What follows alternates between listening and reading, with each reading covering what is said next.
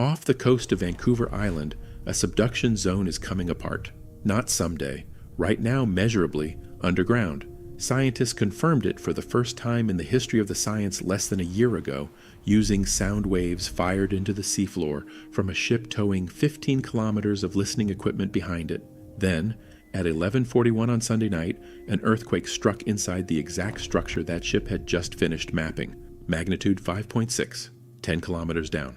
No damage, no injuries, no tsunami. By every ordinary measure, a footnote nobody outside British Columbia would ever read. It was not treated as a footnote. Within hours, seismologists in 2 countries were pulling up the same stretch of ocean floor on their screens, because you cannot understand why this earthquake mattered without first understanding what that survey ship found. Stay with this, and by the end you will know exactly what that discovery was, why an earthquake this size didn't need to be large to matter, and the one specific number, not this earthquake's magnitude, something else entirely, that would actually tell you if the real risk on this coastline had changed. Here is where it starts. The United States Geological Survey placed the epicenter about 129 miles southwest of Port McNeill on the northern tip of Vancouver Island at a depth of roughly 6.2 miles. Canada's National Seismograph Network, Earthquakes Canada, measured the same event from its own reference point, 219 kilometers southwest of Port Hardy, at a similar depth of about 10 kilometers. Both agencies agreed on the essentials immediately. No tsunami risk, no need for a warning of any kind. And yet, the shaking traveled remarkably far for an earthquake this size. Campbell River, some 300 kilometers away, felt it. So did Port Alberni, 330 kilometers out. Reports came in from Victoria, from Metro Vancouver more than 450 kilometers to the southeast, and across the border from Bellingham, Port Townsend, Tacoma, and Seattle. You do not get a felt radius that wide from a moderate earthquake unless the ground it traveled through is unusually good at carrying seismic energy, cold, dense oceanic crust, the kind that barely slows a wave down. Keep that detail in mind. It will matter again in a few minutes. Before going further, it helps to fix these magnitude numbers in scale because the difference between them is larger than it looks on paper. Earthquake magnitude is logarithmic. Each whole step up represents roughly 32 times more energy released, not 32% more. Sunday's 5.6 released noticeably less energy than the magnitude 6.4 that struck this same general boundary in 2014, roughly 6 times less. It released only a tiny fraction of the energy in the magnitude 8.2 quakes this coastline is capable of producing on its shallow interface, and something on the order of 100,000 times less than the estimated size of the 1700 rupture you are about to hear about. None of that arithmetic makes Sunday's earthquake unimportant. It just means the number 5.6 tells you almost nothing about why scientists cared about this particular event. The location told them that. The size barely registered. Here is the part that made this earthquake worth more than a passing mention. It did not happen somewhere ordinary. It happened inside the single most structurally chaotic stretch of coastline in the entire Pacific Northwest. A segment of tectonic boundary that, for most of the last century, geologists assumed behaved like a simple, clean system. It does not, and the reason we now know that is barely a year old.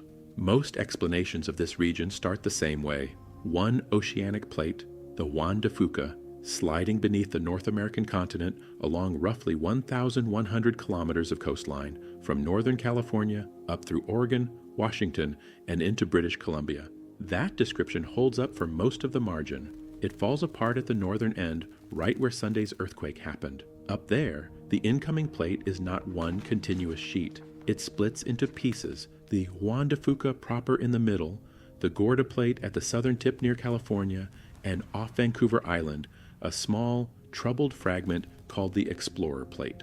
The Explorer Plate is being pulled down into the mantle, squeezed from one side by the Pacific Plate and from another by its larger neighbor, and it is barely keeping up.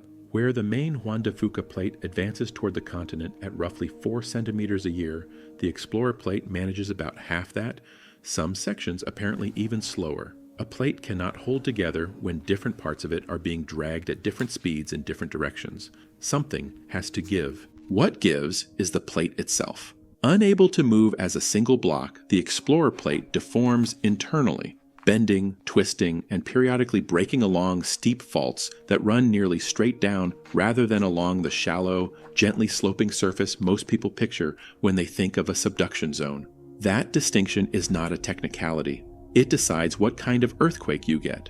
A subduction megathrust earthquake happens when the two plates are locked directly against each other along a broad, shallow dipping surface, and one lurches suddenly beneath the other. That motion lifts or drops enormous sections of ocean floor, and it is that vertical shove to the water column above that generates a tsunami. A steep, near-vertical fault moving sideways does something almost entirely different.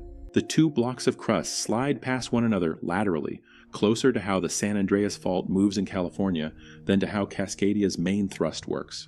Very little water gets displaced. That is precisely why Earthquakes Canada could rule out a tsunami within minutes of Sunday's quake, not as a default assumption, but because earthquakes generated by this kind of steep internal fracturing in the Explorer Plate essentially never produce one. The region's tectonic history bears this out. Earthquakes recorded here in 2004 and 2011, both in the magnitude 6 range, were also strike-slip events on faults of exactly this character. So the earthquake that struck Sunday night almost certainly happened inside that same deforming Explorer Plate, a plate under strain from every direction at once, breaking the only way strained rock can, internally, repeatedly, along fractures that have nothing to do with the shallow megathrust everyone in this region has been trained to watch for. That is a meaningfully different kind of event than the one people usually picture when they hear Cascadia earthquake. But it raises the real question, the one this program actually exists to answer. If this fracture has nothing to do with the megathrust, why does it matter at all? It matters because of what a research vessel found less than a year before this earthquake happened, and to understand it, you need to see how that discovery was made. In 2021, a ship called the Marcus G. Langseth, operated out of Columbia University's Lamont Doherty Earth Observatory, spent weeks towing a 15-kilometer cable of underwater listening equipment back and forth across this stretch of ocean. The ship fired sound waves down through the water and into the seafloor, then recorded the echoes bouncing back, the same basic principle as a medical ultrasound, scaled up to image rock formations kilometers beneath the Pacific. Analyzing that data took years. The results were published in September of 2025 in the journal Science Advances by a team led by geophysicist Brandon Shuck. And what they showed had never been directly observed at a subduction zone before anywhere on Earth. The images revealed the Explorer Plate's descending slab, the portion already plunged beneath North America, physically tearing apart underground, not cracking, tearing in distinct places along fault structures the team could trace and measure directly. One tear showed a vertical offset of about 5 kilometers, one section of slab sitting 5 kilometers lower than the section right next to it. The structure runs roughly 75 kilometers along the boundary between the Explorer and Juan de Fuca plates, a boundary called the Nootka Fault Zone. And here is the detail worth sitting with for a moment, because it is easy to misread. That 5-kilometer drop is not something that happened all at once. It built up gradually, over an enormous span of geological time, as the plate slowly bent, cracked, and separated. Nobody witnessed 5 kilometers of rock suddenly fall. What the researchers caught was the accumulated evidence of a process that has been running quietly for millions of years, the geological equivalent of finding a fault line's entire diary rather than watching a single page get written. The stranger detail sits in what the researchers didn't find. Along that 75-kilometer structure, some sections are still generating small earthquakes regularly. Other sections have gone almost completely silent. In most of seismology, silence on a fault is the detail that raises eyebrows, because silence usually means a section is locked and quietly building stress with nowhere to release it. Here, the research team read the silence differently, and their reasoning is worth understanding rather than just accepting. A fault segment that has already broken cleanly apart, fully detached from the section beside it, is no longer transmitting stress across the break at all. It cannot build tension it isn't receiving, so the quiet zones along this structure likely mark places where separation is furthest along, not places where pressure is quietly accumulating. Shuck described the broader process in a phrase that has stuck with almost everyone who has since written about the study: a subduction zone, dying the way a train derails, one car at a time, rather than all at once. Geologists have a term for it: Episodic termination. Instead of a subduction zone shutting down in one dramatic event, it comes apart in stages, piece by piece, over a timescale that dwarfs a human lifetime. And that timescale is the detail that keeps this discovery from being the story people sometimes want it to be. The tearing advances at a few millimeters a year, slower than a fingernail grows, and immeasurably slower than anything that matters on a human calendar. Researchers project full separation of the explorer plate sometime around 1 million years from now. That number does two things at once, and both matter. It means this process offers no relief to anyone living on this coast today. A 1 million-year timeline changes nothing for a person in Victoria or Seattle this decade. And it means the opposite claim, the one that occasionally surfaces online, that a tearing plate signals an imminent big one, is equally wrong for the identical reason. The tear changes the internal structure of this plate. It does not change the calendar on which the region's earthquakes occur. What it does change is the picture scientists work from. This is not the tidy, two-plate diagram most textbooks still print. It is a plate broken into independently moving fragments, each one capable of generating its own earthquakes through its own internal fracturing, which is exactly the category Sunday's magnitude 5.6 almost certainly falls into. Once you understand the explorer plate is being actively dismantled by geological forces on every side, an earthquake like this one stops looking like a mystery and starts looking like exactly what the 2025 imaging predicted this stretch of coast should keep producing. There is one more piece of this coastline's behavior worth understanding before its history, because it is how scientists know the interface further south is locked at all, rather than simply assuming it. Roughly every 14 months, a swath of the Cascadia margin well below the shallow locked zone slips quietly, a few centimeters at a time, over a period of 1 to several weeks. It happens too slowly to feel and too deep to produce damaging shaking, but it generates a faint, sustained rumble in the rock that seismometers can pick up, and it nudges coastal GPS stations measurably before they creep back. Researchers call this episodic tremor and slip, and its discovery in the early 2000s gave scientists something they never had before: a way to watch part of this fault move in real time, deep beneath the section that stays locked. Each slow slip episode adds a very small amount of stress to the shallow, locked interface above it, not enough, based on everything observed so far, to trigger it on its own, but enough that these events are now among the most closely monitored signals anywhere on this coast. None of that, though, is the earthquake everyone in this region ultimately worries about, and you deserve to hear it named directly rather than talked around. Running the length of the coast, from Northern California to Vancouver Island, is the Cascadia megathrust, the shallow, locked interface where the main body of the Juan de Fuca plate is being forced beneath North America at roughly 40 millimeters a year. Locked means exactly what it sounds like. Friction is holding the two plates from sliding past each other, while the strain of that stalled motion keeps building year after year, with nowhere to go until the rock finally gives way all at once. The last time the full length of that megathrust ruptured was January 26, 1700, a date known with unusual precision not from any instrument, since none existed yet, but from a tsunami that struck Japan's coast that same night with no local earthquake to explain it.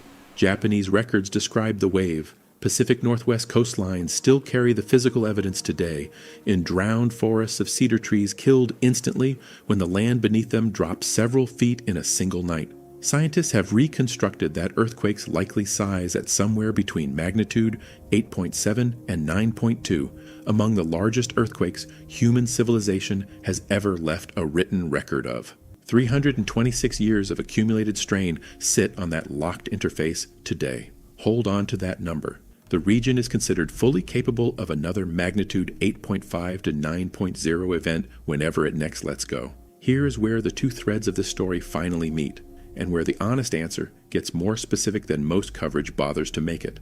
Could Sunday's earthquake have nudged that enormous lock system any closer to failure? Every earthquake changes the stress field immediately around it. Some nearby faults get pushed slightly closer to failure.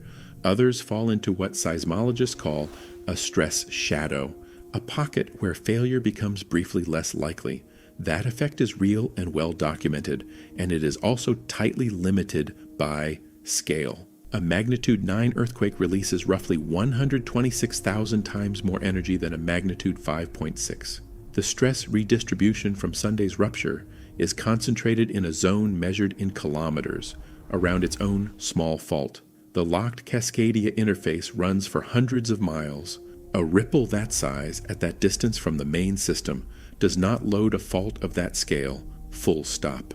If the Cascadia megathrust is closer to failure today than it was a decade ago, that closeness comes from 3 centuries of steadily accumulating plate motion, not from one moderate strike-slip earthquake out in the open Pacific. This is not the first time this exact stretch of boundary has forced scientists to pay closer attention than the magnitude alone would suggest. In April of 2014, a magnitude 6.4 earthquake ruptured nearby, along the same general zone separating the Explorer and Juan de Fuca plates, and it happened to strike while an international deployment of seafloor seismometers, a joint Japanese-Canadian project called CJADE, was already recording the ocean floor in unusual detail. What that equipment captured became known as the Nootka sequence, and when researchers finally finished analyzing it years later, they found something nobody had mapped before. A roughly 40-kilometer subducted fault running through the Explorer plate itself, distinct from the surface fault everyone already knew about.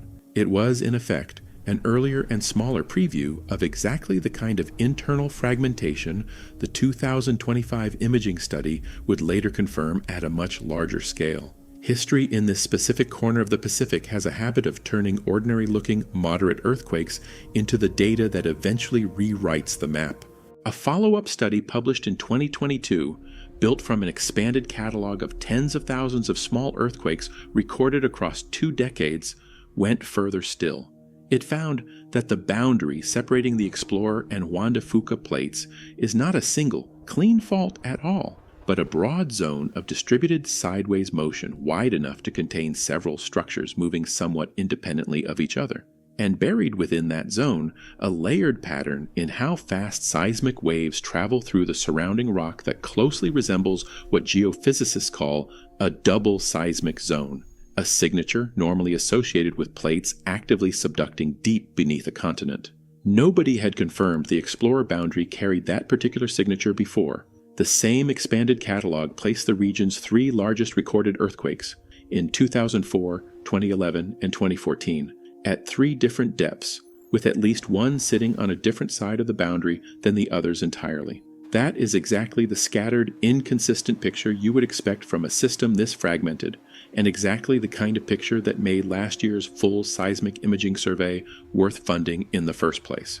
That kind of after-the-fact discovery is only possible because this stretch of coast is unusually well instrumented, and it is worth knowing what is actually listening down there. Ocean networks. Canada operates cabled seafloor observatories running for hundreds of kilometers off Vancouver Island, feeding real-time data on seismic activity, water pressure, and ground deformation back to shore continuously, year-round, rather than relying solely on the kind of research vessel expeditions that produced the 2025 tearing study. Onshore, GPS stations measure the coastline's position to within a few millimeters, tracking the slow bulge and release of strain along the locked interface. None of that instrumentation prevents an earthquake.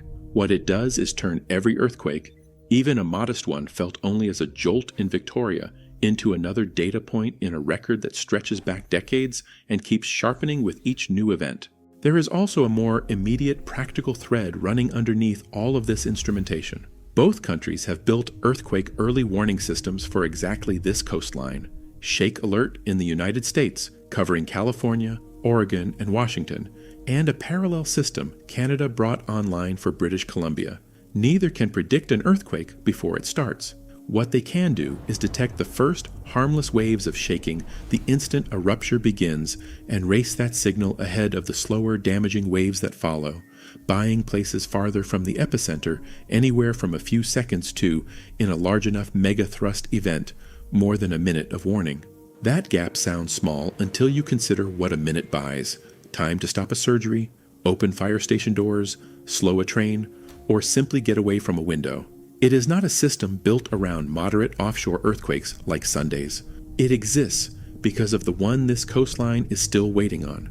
That waiting is where a genuine open question buried in the 2025 research belongs, and it deserves to be stated plainly as exactly what it is: an open question, not a discovered fact. The study's authors raise the possibility that these newly imaged tiers could act as barriers, potentially slowing or redirecting a future megathrust rupture rather than feeding it, meaning a full 1,100-kilometer rupture might be less likely to run cleanly through this fragmented northern segment than older, simpler models assumed. It is equally possible the tiers do the opposite, marking boundaries where a rupture could initiate or where segmented sections of the fault might fail independently rather than all together. Researchers at the Cascadia Region Earthquake Science Center are actively working these structures into updated hazard models right now, and they do not yet have a confirmed answer. Neither does this program. Anyone telling you with certainty which way that question resolves is telling you more than the data currently supports. So separate what you actually know from what remains genuinely uncertain, because that line is the whole point of tonight's story. What is known? A magnitude 5.6 earthquake struck the Explorer Plate late Sunday night at a depth and location consistent with the plate's well-documented internal fracturing, producing no damage and no tsunami risk, confirmed independently by both American and Canadian agencies. What is a reasonable working interpretation, grounded in 9 years of precedent from a similar sequence in 2014 and in the mechanics revealed by last year's seismic imaging? This was very likely the Explorer Plate doing what a 2025 peer-reviewed study predicted it would keep doing, deforming internally as it is torn apart by forces on every side. What remains genuinely open: whether these newly discovered tiers will one day act as a brake on a future megathrust rupture, or as a place where one begins, and precisely which named fault produced Sunday's shaking, a question that historically has taken researchers years to answer with confidence after similar events here. That is not an evasion. That is what an honest current answer to this question actually looks like. If there is one number worth carrying with you after tonight, it is this: not the 5.6, not the 5 kilometers of vertical offset, not even the million-year countdown to full separation. It is 326. The number of years of stored strain sitting on the one fault in this system that actually matters at human scale. Everything else discussed here, however scientifically remarkable, is happening on a fragment of plate that is not that fault. Scientists keep watching this corner of the map not because a moderate earthquake changed the odds of catastrophe, but because a subduction zone caught mid-collapse in this much clarity has never been available to study before, and the tools built to understand it will ultimately sharpen the answer to the one question that does matter on a human timescale, the one about the interface 326 years into its weight. That is what changed off Vancouver Island this month, not the risk, the resolution.